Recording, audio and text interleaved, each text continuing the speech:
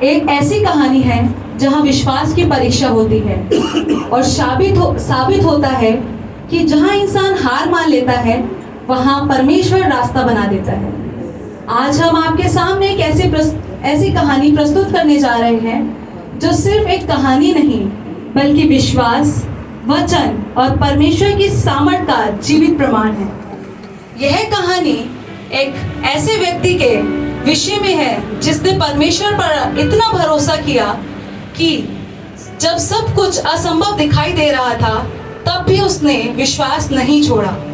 कभी कभी जिंदगी हमें ऐसे मोड़ पर ले आती है जहां हर एक चीज असंभव सी लगती है, जहां सवाल ज्यादा होते हैं और जवाब कहीं दिखाई नहीं देते।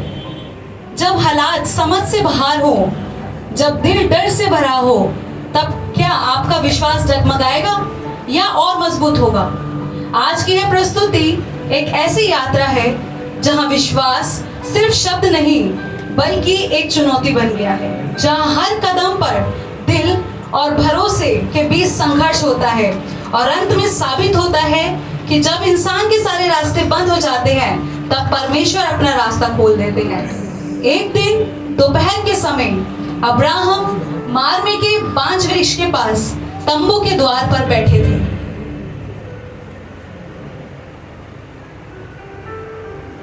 एलिएज़र, जी स्वामी। परमेश्वर ने मुझे दर्शन में कहा था कि मैं सर्वशक्तिमान परमेश्वर हूँ। मेरी उपस्थिति में चल और सिद्ध होता जा।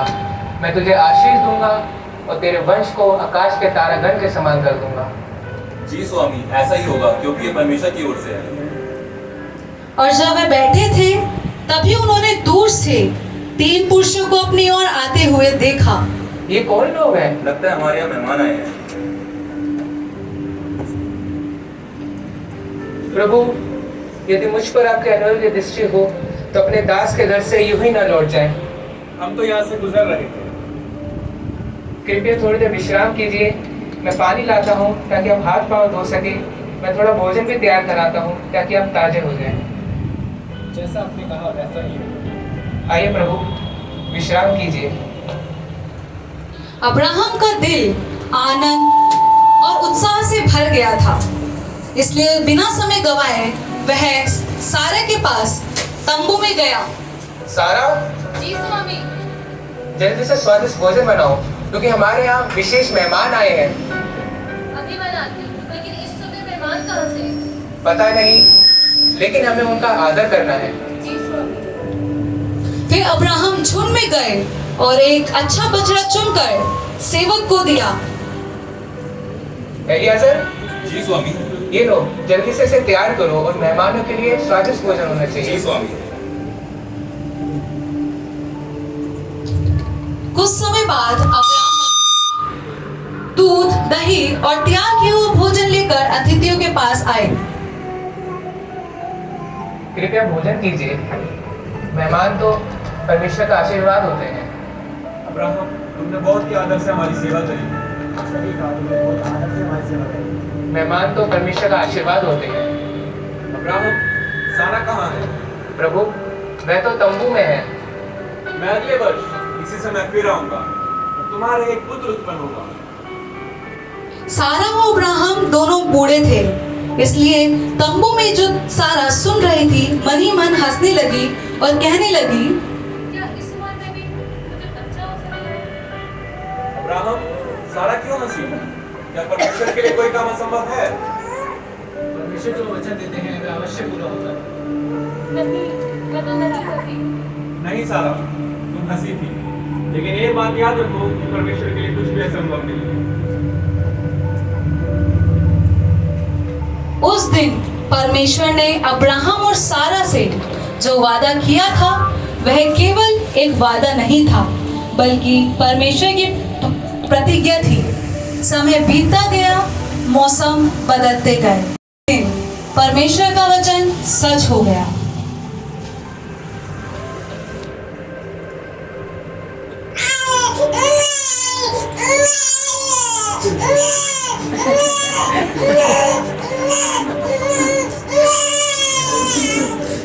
देखो, परमेश्वर ने हमारी सुनी ली और हमारे बुढ़ापे के रूप में हमें पुत्र दिया, जो जो केवल पुत्र ही नहीं बल्कि परमेश्वर के वायदे का प्रमाण है। हाँ, जो हमारे लिए संभव था वो परमेश्वर के लिए संभव है। लेकिन अब्राहम को यह नहीं पता था कि एक दिन यही पुत्र उनके विश्वास की सबसे बड़ी परीक्षा बनेगा। समय बीत चुका था और परमेश्वर ने अपना वादा पूरा किया। दिन बीतते गए, इसहाक धीरे धीरे बड़ा होता गया और अब्राहम इसहाक से बहुत प्रेम करते थे। पिताजी देखिए, मैंने मिट्टी का एक घर बनाया है। अरे वाह मेरे बेटे, तुम तो बहुत बहादुर बन रहे हो। पिताजी, क्या सच है कि परमेश्वर ने हमें मुझे आपको वादा करके भेजा? हाँ मेरे बेटे, तुम तो परमेश्वर का सबसे बड़ा आशीर्वाद हो। तो क्या परमेश्वर हमें हमेशा आशीर्वाद देंगे? अगर हम उस पर विश्वास करते रहे तो हाँ। दिन ढला और धीरे धीरे चारों ओर अंधेरा छा गया और रात की शांति में कुछ ऐसा हुआ जिसने सब कुछ बदल दिया। और एक रात जब वे सो रहे थे, तभी परमेश्वर ने अब्राहम को पुकारा। अब्राहम, प्रभु, मैं यहाँ हूँ। अपने इकलौते पुत्र इसहाक को लेकर मोरिया देश में जा, उसे उस पर्वत पर होमबलि के रूप में चढ़ा जिसे मैं तुझे दिखाऊंगा। क्या प्रभु, मेरा पुत्र इसहाक? लेकिन अगर ये आपकी इच्छा है तो मैं आपकी इच्छा को जरूर पूरा करूंगा। उस समय अब्राहम ने किसी से कुछ नहीं कहा और वह अगली सुबह जब वह उठा तो लकड़ियां तैयार करने को निकल गया, क्योंकि उसने परमेश्वर की आज्ञा को माना था।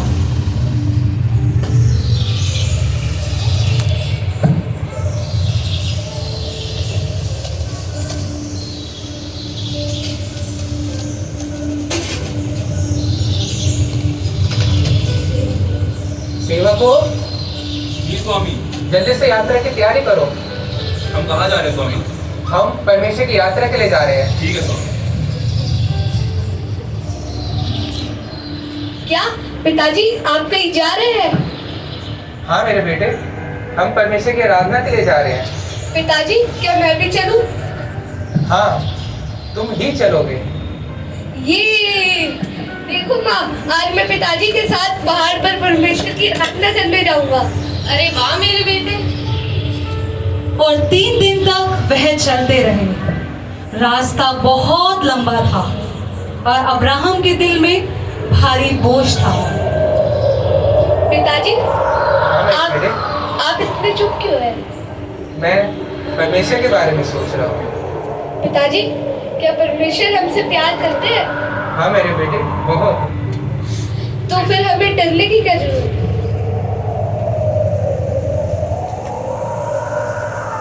और तीसरे दिन दूर वह पर्वत जो परमेश्वर ने आज्ञा दी थी उनको दिखाई दिया। सेवकों, तुम यहीं रुको, मैं और इसहाक ऊपर जाकर आराधना करेंगे। जी स्वामी। इसहाक,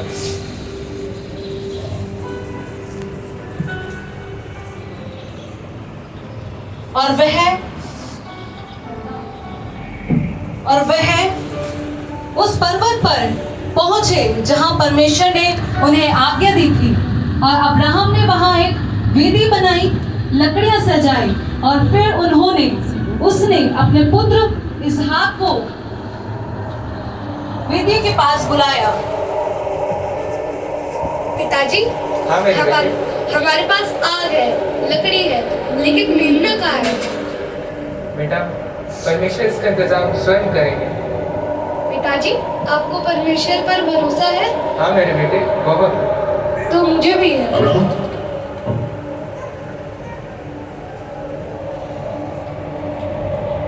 पिताजी, अभी क्या कर रहे हैं? पिताजी। बेटा, तुम्हें परमेश्वर विश्वास है? हाँ पिताजी। तो मुझे भी। और अब्राहम ने चाकू उठाया, पूरा आकाश जैसे थम गया हो। अब्राहम,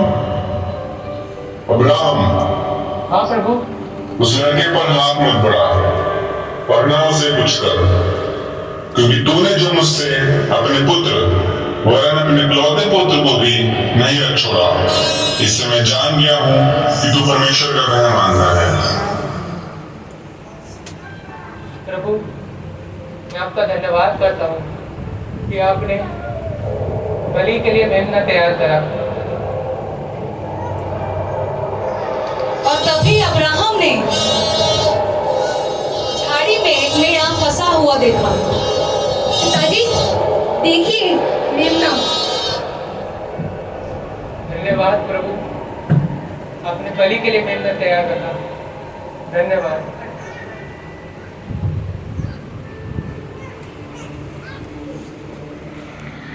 और उन्होंने वहां उस मेमने की कुर्बानी चढ़ाई और वह खुशी खुशी अपने घर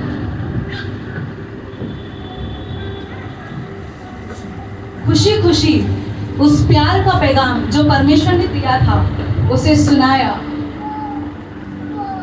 अब्राहम के लिए परमेश्वर ने एक मेढ़ा दिया, लेकिन कई साल बाद परमेश्वर ने पूरी दुनिया के लिए अपने पुत्र प्रभु यीशु मसीह को बलिदान के रूप में दिया। परमेश्वर के लिए सब कुछ संभव है और परमेश्वर ने संसार से इतना प्यार किया कि उसने अपना एक लौता पुत्र हमारे लिए दिया। तो जोर से अपने परमेश्वर के लिए ताली